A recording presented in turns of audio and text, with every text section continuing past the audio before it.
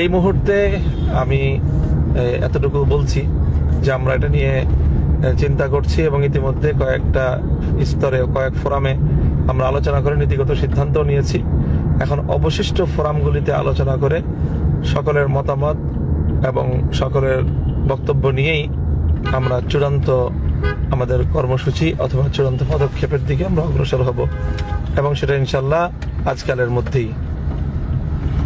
তো আপনারা বিষয়গুলিকে নিজেদের আলোচনার মধ্যে রাখুন।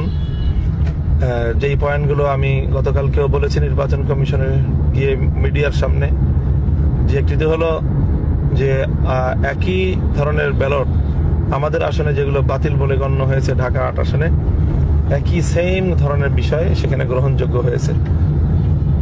তো এই ধরনের দ্বৈত নীতি কোনোভাবেই আমরা মানতে পারি না। এরকম বৈষম্যমূলক ব্যবস্থা মির্জা আব্বাস সাহেব যেই কারণে ওনার ভোট গণ্য হবে, মামুনুল হকের ভোট সেই কারণে গণ্য হবে না কেন, এর জবাবদিহিতা নির্বাচন কমিশন এবং রিটার্নিং কর্মকর্তাদেরকে জাতির সামনে করতেই হবে এবং সেই জবাব আমরা নিয়েই ছাড়বো ইনশাল্লাহ। সেজন্য আমাদেরকে যদি ওনারা কঠোর হতে বাধ্য করেন তাহলে আমাদের পক্ষে তো কঠোর হওয়া ছাড়া কোনো উপায় নেই। আমরা চাই না দেশের মধ্যে কোনো ধরনের এই মুহূর্তে কোনো অস্থিতিশীলতা অথবা কোনো ধরনের উত্তেজনা সৃষ্টি হোক।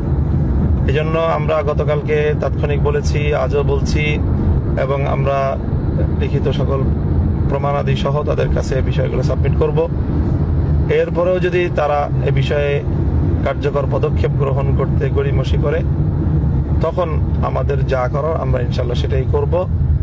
আমাদের সকল সমর্থক, ভালোবাসার মানুষ, দেশপ্রেমিক জনতা, ইসলামী জনতা, আপনাদের সকলকে সেটার জন্য পরিপূর্ণভাবে প্রিপেয়ার্ড থাকার আমি আহ্বান জানাচ্ছি।